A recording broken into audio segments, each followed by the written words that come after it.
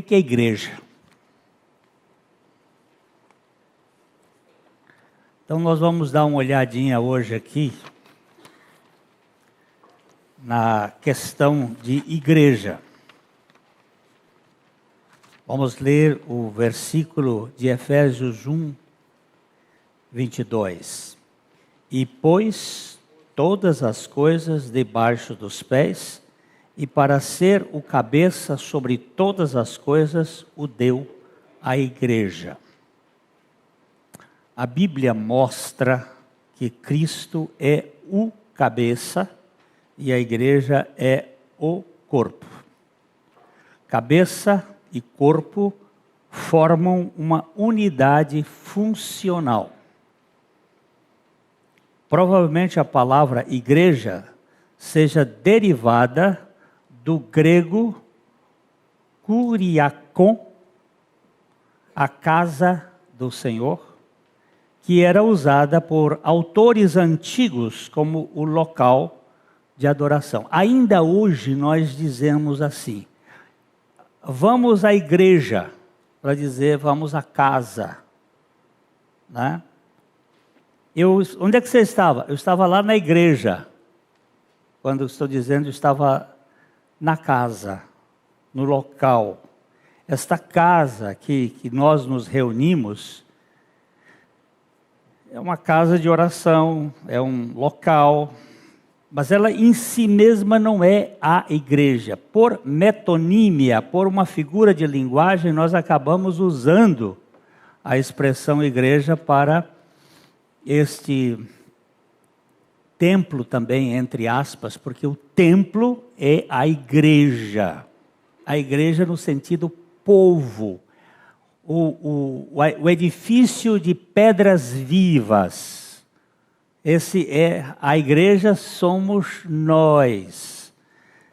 No Novo Testamento, igreja é a tradução da palavra grega eclésia ou eclesia, que é sinônimo da hebraica kahal no Antigo Testamento. Ambas significando simplesmente uma assembleia, cujo caráter só pode ser conhecido a partir do contexto em que a palavra é encontrada nas Escrituras. Nós vamos ver aqui pelo menos 5 sentidos da palavra igreja, mas o principal significado dela é uma assembleia, um grupo de gente que foi alcançado, foi tirado do mundo para formar uma realidade espiritual. Não há nenhum exemplo claro de que seja usada como casa de reunião ou de culto, embora nos tempos pós-apostólicos o termo tenha recebido esse significado. A palavra nunca é usada para denotar os habitantes de um país unidos na mesma profissão de fé, como quando dizemos a igreja da Inglaterra, ou a igreja da Escócia, etc., ou a igreja do Brasil. Essa expressão não é própria para o termo eclésia ou eclesia no Novo Testamento. Encontramos a palavra eclésia usada nos seguintes sentidos no Novo Testamento. Primeiro, é traduzido como assembleia, no sentido clássico, comum. Aqui nós temos um texto em Atos 19:32, em que nós lemos o seguinte, a gente pode ler junto a palavra de Deus. Uns, pois, gritavam de uma forma, outros de outra, porque a assembleia caíra em confusão. E na sua maior parte nem sabiam por que motivo estavam reunidos. Isso aconteceu em Éfeso, na cidade de Éfeso. Esta assembleia, aparece ali a palavra eclésia. Uma segunda conotação denota todo o corpo dos redimidos, todos aqueles que o Pai deu a Cristo. A igreja católica invisível. A palavra católico não quer dizer uma denominação. A palavra católico significa universal. Aquele que alcança todas as pessoas que têm uma experiência. E nós lemos, por exemplo, em Hebreus, capítulo 12, versículos 23. A igreja dos primogênitos arrolados nos céus, e a Deus, o juiz de todos os espíritos dos justos, e os espíritos dos justos aperfeiçoados. Desculpa o erro da leitura, então vou ler de novo. E igreja dos primogênitos arrolados nos céus, e a Deus, o juiz de todos, e aos espíritos dos justos aperfeiçoados. A igreja aqui conota todos os salvos, em todas as épocas. Alguns cristãos, também ela significa alguns cristãos associados entre si na observância das ordenanças do Evangelho são uma igreja. Romanos 16:5, saudai igualmente a igreja que se reúne na casa deles. Saudai meu querido Epêneto, primícias da Ásia para Cristo. Aqui a igreja, ela se reunia nas casas. Não tinha um local público ainda. Esses locais públicos maiores, eles aparecem depois do 2º século. A igreja se reunia nas casas. Em Jerusalém, a igreja se reunia no templo junto por muito tempo, até que houve a perseguição de Estevão e a igreja foi dispersa. Isso cerca de 6, 7 anos depois da morte de Cristo. Mas por esse tempo, a igreja se reunia muito no templo, nos pátios do templo em Jerusalém. Um quarto sentido, todos os cristãos em determinada cidade, quer se reunissem em um lugar ou em vários lugares para o culto a Deus, eram uma eclésia. Assim, os discípulos em Antioquia, formando várias congregações, eram uma igreja. Lemos aí em Atos 13:1. Havia na igreja de Antioquia profetas e mestres, Barnabé, Simeão por sobrenome Níger, Lúcio de Cirene, Manaém, Colosso de Herodes, o tetrarca e Saulo. Você vê, havia na igreja em Antioquia. Todas aquelas pessoas, não havia placas denominacionais. A primeira igreja que teve uma placa foi depois de Constantino, que foi dado o nome de Igreja Católica Apostólica Romana. Aí houve uma divisão, Igreja Ortodoxa Grega, lá na parte oriental, em Constantinopla. Aí houve essa divisão que aconteceu depois, no ano de 1070, e as divisões protestantes que aconteceram a partir de 1517. E dali para cá, hoje nós temos um mundo de placa. Muitas congregações com suas placas e suas denominações. Mas a igreja não tinha isso por cerca de 3 séculos. Não havia esta conotação. Isso tudo é parte de nós que não temos a compreensão do que é igreja. Todos os cristãos, a quarta posição, agora é todo o corpo de cristãos professos em todo o mundo. 1 Coríntios 15:9. Porque eu sou o menor dos apóstolos, que mesmo não sou digno de ser chamado apóstolo, porque persegui a igreja de Deus. Esse aqui é uma ideia de a igreja no sentido de todos. Paulo era um perseguidor que perseguiu os cristãos em Samaria, na Síria, ele ia perseguindo a igreja que está como a igreja universal. A igreja visível consiste em todos aqueles que professam a sua fé em Cristo junto com seus filhos. É chamada de visível porque os seus membros são conhecidos e suas assembleias são públicas.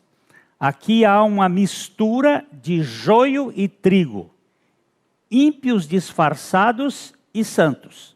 Na igreja visível, não podemos distinguir a olho nu quem é joio e quem é trigo. Hoje nós tivemos aqui os batismos desses nossos irmãos numa igreja visível. Mas pela caracterização dessa igreja, nós podemos batizar quem já pertence à igreja invisível, aqueles que creram no Senhor Jesus Cristo. Quando Filipe foi dirigido até o eunuco no caminho lá, ele encontra um homem lendo o profeta Isaías e se dirige a ele e pergunta: tu estás entendendo o que lês? E ele disse: como eu posso entender se não há quem pregue? E Filipe então sentou na carruagem e pregou, e em um determinado momento ele viu uma quantidade de água e ele disse assim: aqui há água. Que me impede que eu seja batizado? E Filipe disse: é lícito se tu creres de todo teu coração. E ele disse: eu creio que Jesus é o Cristo, o Filho de Deus. E ambos entraram e ele foi batizado. Você vê que há um ato de fé anterior ao ato do batismo. Ele já, no momento que crê, ele pertence à igreja invisível, à igreja dos santos. Mas a igreja visível, ela tem os regenerados e também tem o joio que foi plantado. E a gente não sabe. E a Bíblia, Jesus diz assim: não tente arrancar. Porque quando você tenta arrancar o joio, como ele tem raiz muito profunda, ele abala a raiz do trigo. Então não deixa que isso vai ser julgado quando chegar o fim das eras. Aí os anjos vão separar essas coisas, porque do ponto de vista espiritual, nós não conseguimos enxergar muita coisa. Deus ordenou a seu povo que se organizasse em comunidades eclesiásticas visíveis, distintas, com constituições, com leis oficiais, distintivos, ordenanças e disciplina, com o grande propósito de dar visibilidade ao seu reino, de tornar conhecido o evangelho do reino e de reunir em torno de Cristo os seus eleitos. Cada uma dessas comunidades organizadas, distintas que são e fiéis ao grande rei, é uma parte integrante da igreja visível. E todas juntas constituem a Igreja Católica ou Universal visível. Eu me encontro com um irmão presbiteriano ou um irmão assembleiano que nasceu de novo e nós somos igreja visível. Eu toco nele. Mas eu não sei se aquele irmão é verdadeiro ou não, e ele não sabe se eu sou verdadeiro ou não. Mas Deus sabe quem é e quem não é. Eu não posso julgar as pessoas. Tem um grande problema em dizer se este é e aquele não é. Por isso, esse terreno eu não me meto. Eu deixo que o Senhor faça esse trabalho. Mas nós temos fórmulas de disciplina dentro da igreja. Há alguns padrões que precisam ser praticados para ser corrigidos algumas deficiências que acontecem no procedimento dos crentes ou daqueles que estão na comunidade. Uma profissão de fé confiável da verdadeira crença torna a pessoa membro dessa igreja. Esse é o reino dos céus na terra, cujo caráter e progresso são apresentados de modo plausível nas parábolas registradas por Mateus 13. Os meninos hoje, eles fizeram uma profissão de fé aqui. O pastor Eric fez uma pergunta para eles sobre a sua confissão de fé. Ontem à noite eu estive aqui com os jovens falando sobre fé e logo depois uma menina veio conversar comigo e disse assim: pastor, o que tenho que responder quando forem me perguntar sobre a minha experiência? Eu disse: você vai responder a sua crença, a sua fé. Nós não vamos fazer perguntas teológicas, porque aqui não é curso de teologia, é questão de fé. Aí eu contei para elas que um pastor, muito cioso dessa questão teológica, foi perguntar a uma irmã que estava fazendo a sua profissão de fé, e ele perguntou para ela assim: minha irmã, você sabe o que é a pessoa teantrópica de Cristo? Ela disse: não, senhor. A senhora sabe o que significa a união hipostática de Jesus? Ela disse: não, senhor. Quando ele ia fazer a terceira pergunta, ela disse: esbarra aí um tiquinho, pastor. Eu sou uma mulher analfabeta, eu não sei nada disso. O que eu sei é que meu Senhor morreu e ressuscitou, e me levou a morrer e ressuscitar com Ele, e eu creio nisso. Pronto. Pode ser que lá no seminário nós precisamos saber o que é a pessoa teantrópica de Cristo e a união hipostática da alma. Nós temos que saber essas coisas, mas, meus irmãos, nós não estamos aqui para fazer uma prova de vestibular de teologia para ninguém, mas ver a sua fé em Cristo Jesus. Porque é isto, é lícito se tu creres de todo o teu coração. Mesmo assim, estamos sujeitos aos equívocos. Os filhos de todos os que professam a verdadeira fé em Cristo são participantes naturais da igreja visível junto com os pais. Os filhos são incluídos em todas as alianças de Deus, que Deus fez com o homem. Junto com os pais, vão às reuniões até poderem receber por fé pessoal a Cristo como o Senhor de suas vidas. É algo orgânico que carece de conversão. Foi tão emocionante ver o pastor Eric batizando o seu neném ali, né, o Gabriel, aquela criança pequena. Ele já vem à igreja desde pequeno, faz parte da questão orgânica. Eu vejo minha netinha chegando aqui, eles são bênçãos. Nós precisamos levá-los ao conhecimento até que eles ganhem a experiência de conversão. Mas eles fazem parte desta igreja visível como instrumentos que estão sendo levados ao conhecimento da verdade. Porque nós só ganhamos fé pela palavra. O homem natural não tem fé. O homem natural tem pensamento positivo, ele tem intuições, ele tem uma razão que pode fazer muitos conceitos lógicos, mas fé é um dom de Deus proveniente pela palavra do Senhor. Pedro, no dia de Pentecostes, no início da dispensação do Novo Testamento, anuncia o mesmo grande princípio.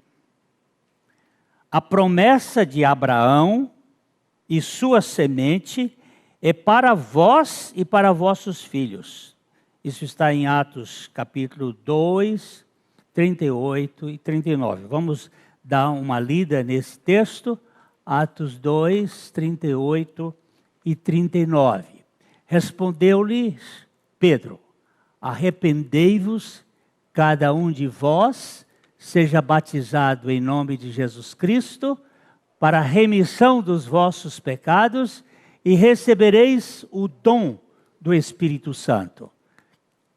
Pois para vós outros é a promessa, para vossos filhos e para todos os que ainda estão longe, isto é, para quantos o Senhor vosso Deus chamar.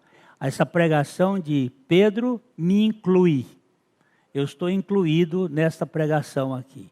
E você também. Para todos os que estão longe daquele momento.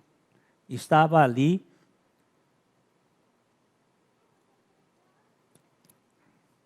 a pregação sendo evidentemente colocada.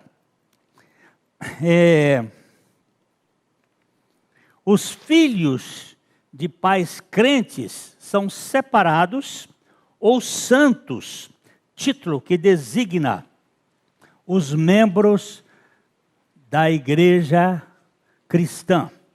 Nós lemos Paulo falando isto em 1 Coríntios capítulo 7, verso 14. Porque o marido incrédulo é santificado no convívio da esposa, e a esposa incrédula é santificada no convívio do marido crente. Doutra sorte, os vossos filhos seriam impuros, porém agora são santos. Por favor, santos não significa perfeitos. Santos significa separados. Separados para Deus. Tem times de futebol aqui para tudo quanto é lado. Tem Corinthians, tem Palmeiras. Eu sou Santos, porque ele foi separado. Esse é só para descontrair um pouco vocês. Santo significa aquele que foi separado. Ok? Separado para Deus. A igreja invisível consiste em todo o número dos eleitos que foram, são e serão reunidos sob a direção de Cristo, o cabeça dela. Essa é uma sociedade pura, a igreja na qual Cristo habita. É o cabeça, é o corpo de Cristo. É chamada de invisível porque a maior parte daqueles que a constituem já estão no céu ou ainda não nasceram, e também porque seus membros ainda na terra não podem ser certamente distinguidos. As qualificações para ser membro são internas e ocultas. É invisível, exceto por aquele que sonda o coração. 1 Timóteo capítulo 2, verso 19, o apóstolo Paulo diz: o Senhor conhece os que são seus. 2 Timóteo 2, 19. Eu quero que vocês observem que o primeiro mártir da fé foi Abel. Ele faz parte dessa igreja. A igreja invisível, a igreja universal, a igreja católica invisível.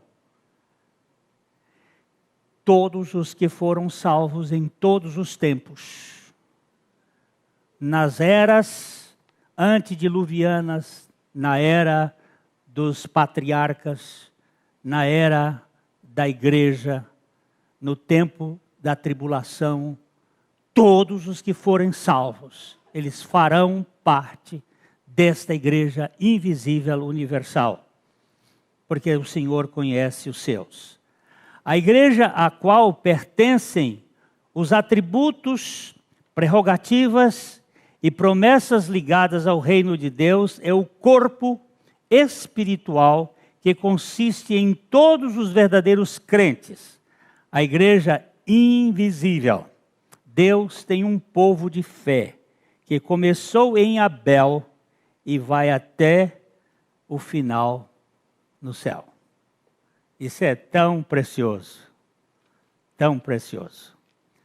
Vou contar mais uma vez a história. Já contei quantas vezes aqui, mas havia um pastor na Inglaterra muito precioso, Samuel Rutherford, um dos grandes baluartes da igreja anglicana. Um homem muito cioso da palavra de Deus, muito adequado. Mas ele também tinha seus preconceitos. Um dia deu uma friaca naquela região, mas era frio mesmo, tempestade de neve, bem mais frio do que a gente passou aqui essa semana. Neve pesada. E um cidadão parou na casa dele, lembra-se, isso é 1600. Não tinha os recursos que nós temos agora. Não tinha um automóvel, vinha de cavalo. E aquele cidadão pediu hospedagem na casa de Rutherford. E o Rutherford chamou um dos criados e pediu para que pusesse o cavalo no estábulo e colocou num quarto de hóspedes e disse para ele: às 5 horas nós temos a nossa ceia e o senhor está convidado para ceiar conosco. Naquele tempo não havia televisão. Então Rutherford, nos momentos de lazer, ele fazia filhos. Ele tinha mais de 13, eu acho que eram 13 filhos naquela ocasião. Aquela mesa comprida. Ele sentava na cabeceira, a mulher, aquela renca de filhos, e tinha as pessoas que serviam, e o cidadão, a visita, sentou na outra cabeceira, e ele disse o seguinte: eu vou fazer aqui eu vou ler um texto bíblico, eu vou ler uns 2 ou 3 capítulos da Bíblia, e depois eu faço pergunta para todos. Prestem bem atenção. Mamando a caducando tem que responder aqui. E aí ele então leu um trecho do profeta Isaías, bem longo, 3 capítulos, e depois ele começou a fazer perguntas. Quando chegou na vez do homem lá, do visitante, ele disse: eu vou fazer uma pergunta simples, que é para não constrangê-lo. E disse: quantos são os mandamentos? E o homem respondeu: 11. Aí todo mundo começou, meninos, a rir ali e tal. E Rutherford disse: não, meu amigo, os mandamentos são 10. E aí passou a repetir de cor os 10 mandamentos de Êxodo 20. E quando ele terminou, o homem disse: o senhor esqueceu de um.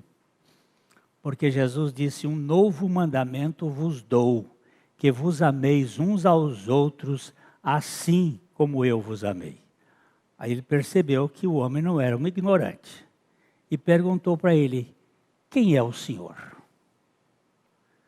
O homem levantou-se, tirou o seu sobretudo pesado de lã, virou as costas para ele e estava estampado, seu distintivo nas costas era o cardeal de Canterbury, a quem Rutherford detestava. Ele não gostava daquele cardeal.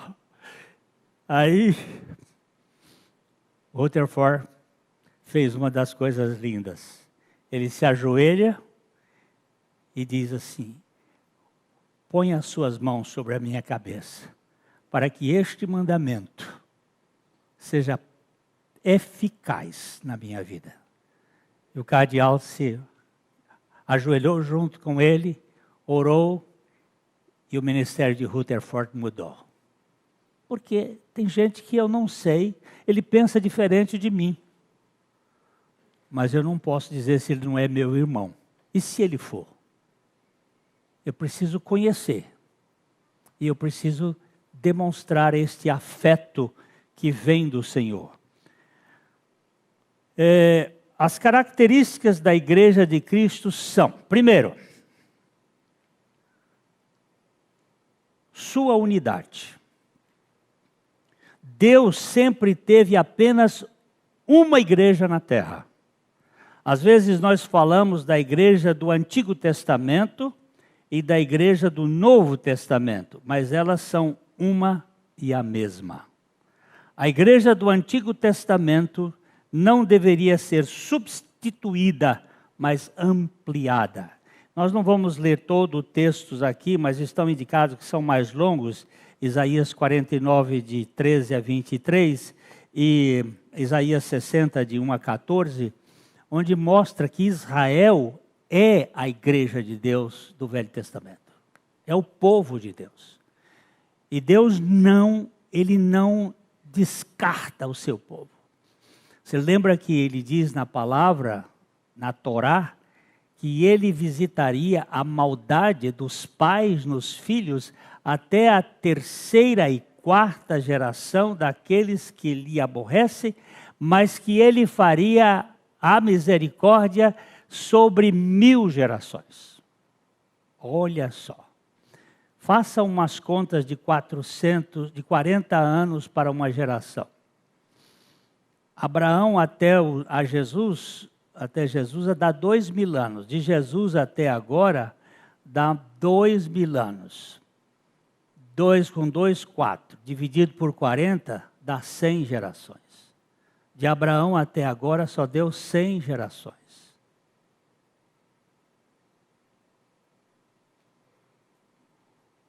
E ele ainda tem 900 gerações para abençoar o povo judeu e todos aqueles que creem.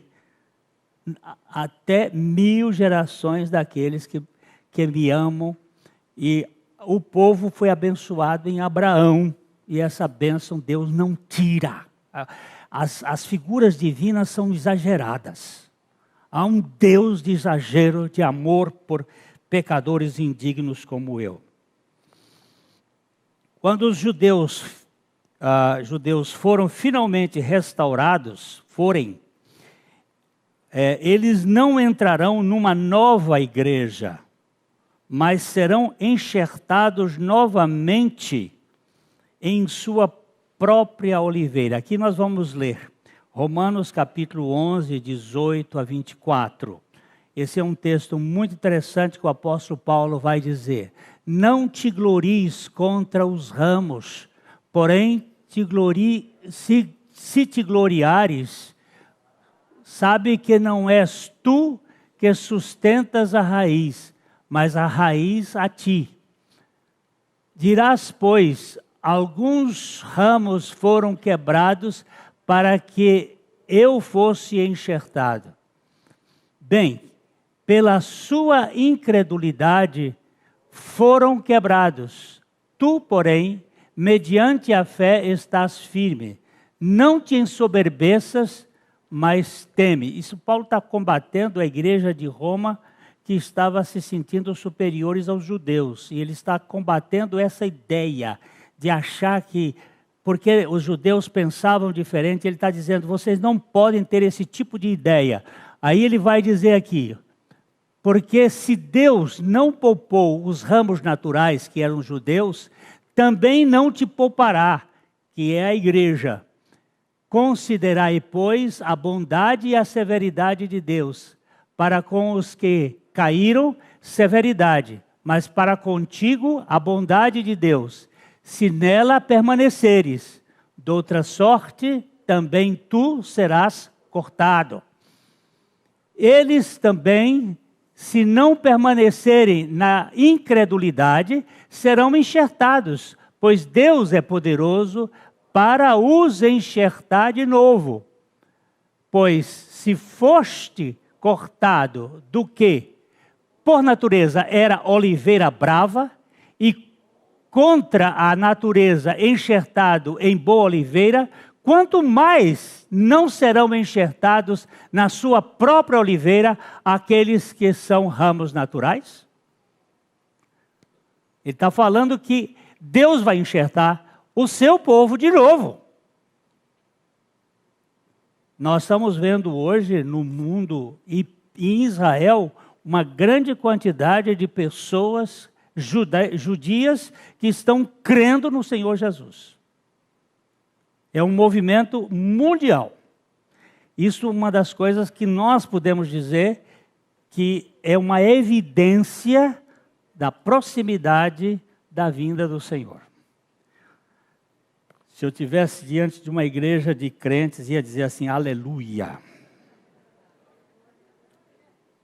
Os apóstolos não estabeleceram uma nova organização.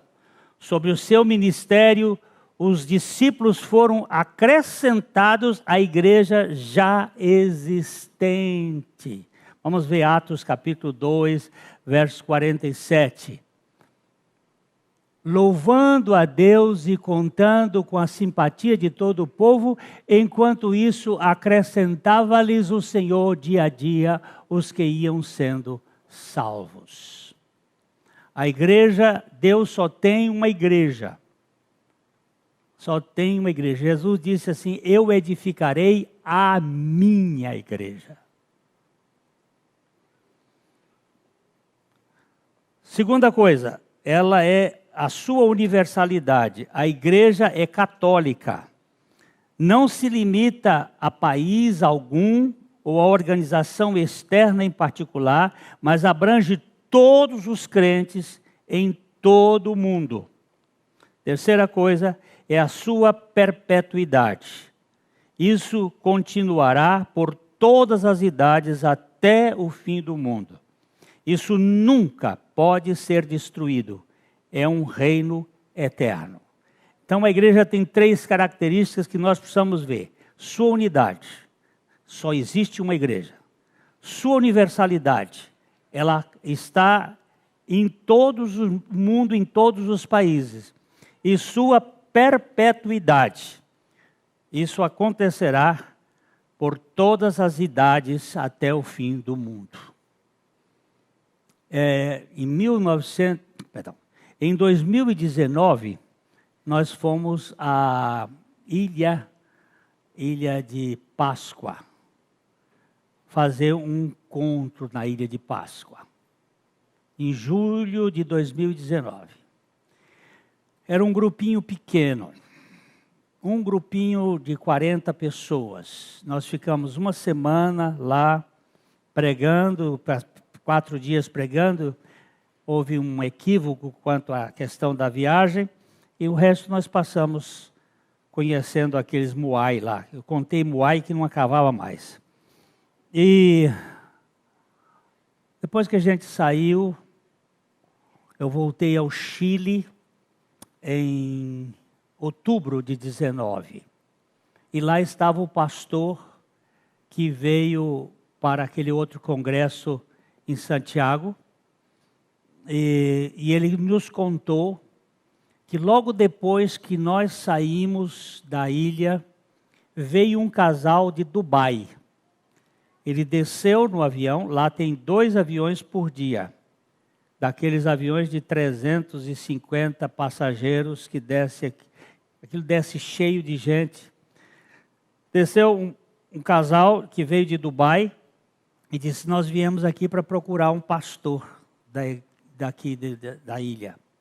E este pastor, ele é um militar, que ele é o chefe da imigração da ilha.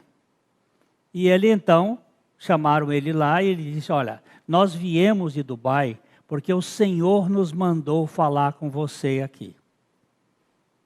Aquela mensagem que vocês ouviram há poucos dias atrás, esta mensagem tem que ser pregada aqui.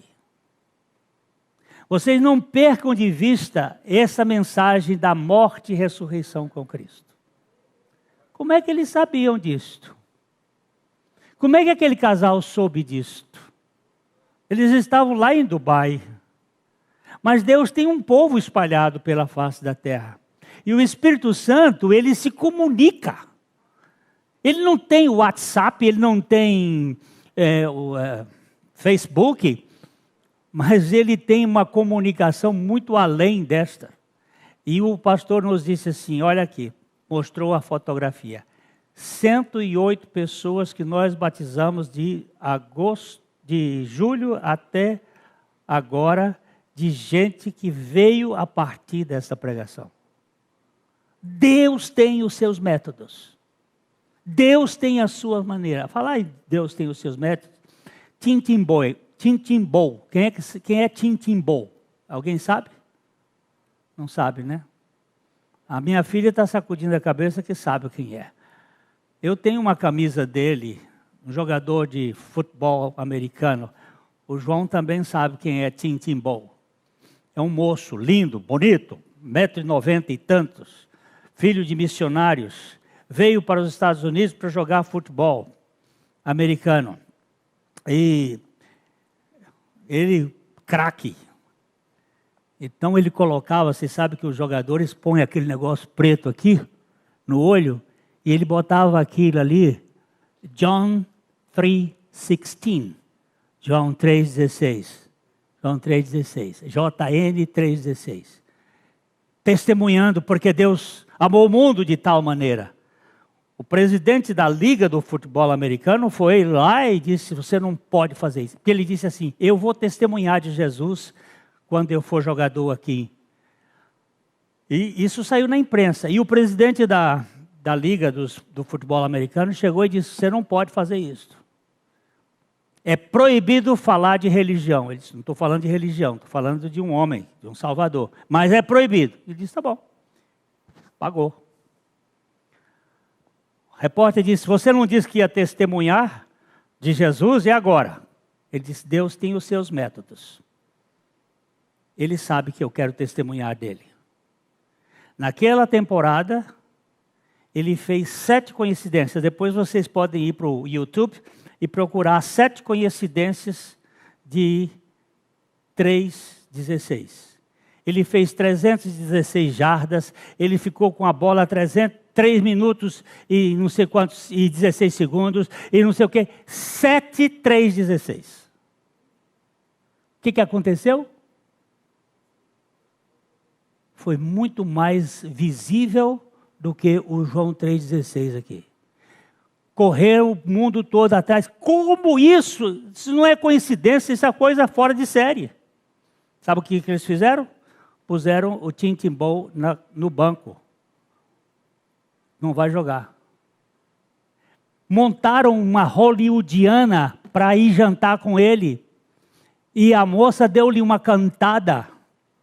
Um moço bonito daquele, uma moça bonita, ela dá-lhe uma cantada. Ele disse, você é muito bonita. Nenhum homem não teria vontade de sair com você, mas eu entreguei minha vida para Jesus e eu não quero viver, eu quero me casar virgem. Está gravado. E o testemunho dele aí que aumentou. Aí eles tiraram ele do futebol. E hoje, Tintimbou é um dos maiores pregadores americanos atual para os jovens. Com congressos de 30, 40, 50 mil jovens. E Deus fazendo coisas através da vida dele. Deus tem os seus métodos. Deus sabe como fazer. A minha lógica é muito curta. É muito pequena. Então, nós temos essas 3 coisas. A unidade da igreja, a universalidade da igreja e a sua perpetuidade. Como é o governo da igreja?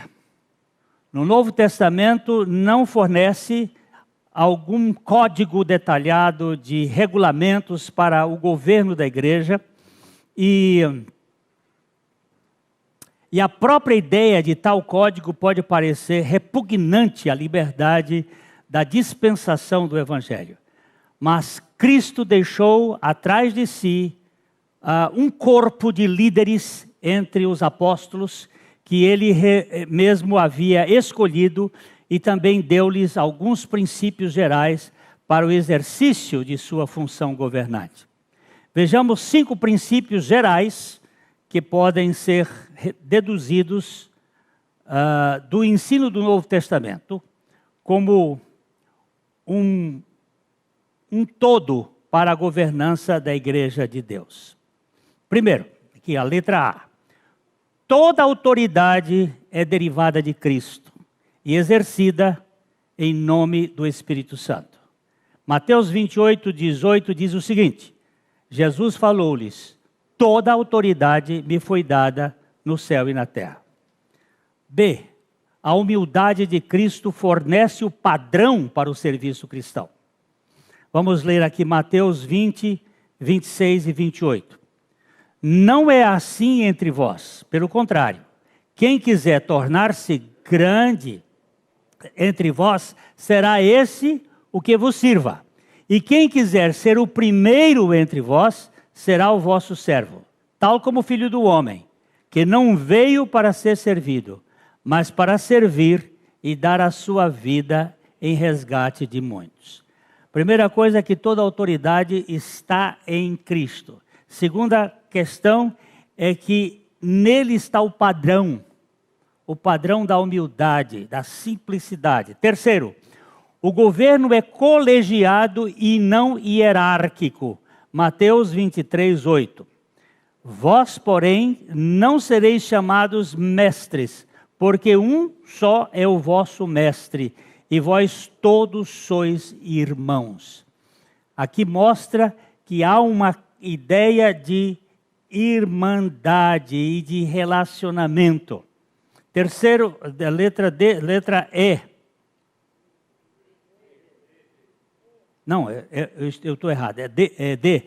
Ensinar e governar são funções intimamente associadas. 1 Tessalonicenses capítulo 2, 12 e 13. Agora rogamos, irmãos, que acateis com apreço os que trabalham entre vós e os que vos presidem e no Senhor e vos admoestam. Presidência e admoestação, ou presidência e ensino, ou presidência e pregação estão juntas. São duas coisas juntas. E gestores assistentes podem ser vitais para ajudar os pregadores da palavra e os presbíteros que presidem na logística. Aqui nós temos o caso dos apóstolos de Atos 6, de 1 a 2. Ora, naqueles dias, multiplicando-se o número dos discípulos, houve murmuração dos helenistas contra os hebreus, porque as viúvas deles estavam sendo esquecidas da distribuição diária. Então, os 12 convocaram a comunidade dos discípulos e disseram: não é razoável que nós abandonemos a palavra de Deus para servir às mesas. Aqui foi a primeira questão, primeira dificuldade que houve na igreja. As viúvas helenistas, as viúvas dos descendentes judeus de fora de Israel, que eram os helenistas, não eram os gentios ainda aqui, eram judeus helenistas que vinham para Jerusalém, e elas estavam sendo esquecidas na distribuição diária da comida. E então houve uma crise, e os apóstolos disseram o seguinte: não é razoável que nós abandonemos o ministério da oração e da palavra para ir cuidar da mesa. Então foram eleitos esses diáconos, que são servidores, são assistentes nesse processo. Tudo isso segundo os dons espirituais e os talentos consagrados ao Senhor. Eu já falei aqui na vez anterior sobre a governança. Nós estamos fazendo uma série de estudos sobre a nossa vida prática, que a gente precisa entender. A governança da igreja tem que ser feita através de dons e talentos. E essas questões precisam ser entendidas. Talento é uma coisa natural, que você nasce com ela, com ele. Você tem um talento. Tem gente que tem talento musical. Tem gente que tem talento de poeta. Talento. Agora, talento quando você não entende isto. Por favor. Talento é natural. Dom é espiritual. E existe talento de administração e existe dom de administração. O dom de administração é dado pelo Espírito Santo. Vamos mostrar um aqui. Moisés, ele foi criado pela a filha do faraó, ele foi criado dentro da educação mais alta do Império Egípcio. E ele até se propôs a tentar ajudar o seu povo. Mas ele pisou na bola e acabou matando um egípcio, e por causa disso ele teve que ir para o deserto de Midian, e ali ele ficou 40 anos. Ele ficou 40 anos no palácio, sendo treinado e equipado, e andando dentro da corte, daquela nobreza da época, e depois ele ficou 40 anos no deserto, cuidando de ovelha, e ele foi sendo desconstruído, até que ele ficou um tati-bitate, ele ficou até gago, de tanto escutar só ovelha berrando, ele não sabia nem como era falar, e Deus agora diz assim, agora você vai administrar o meu povo. Ele disse, eu não sei nem falar. E Deus tirou tudo dele, tirou os chinelos dele, para ele não ficar confiando em nada do Egito, e a única coisa que Deus deixou com ele foi um bordão de pastor. E a partir daquele momento, Moisés passa a depender do Senhor. E ali ele teve não um talento administrativo, ele teve um dom de Deus para conduzir o seu povo.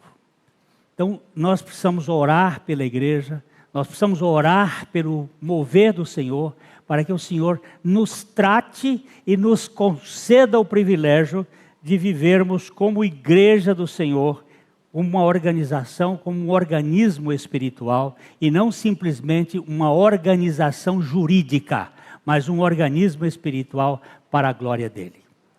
Nosso Pai, abre os nossos olhos, desconstrói-nos, dá-nos a graça de depender do Senhor e vivermos para a Tua glória. Nós entregamos essa comunidade nas Tuas mãos, para que aqui o Senhor opere algo que só o Senhor sabe fazer. O Senhor seja o autor de todo o mover dessa comunidade para a Tua glória.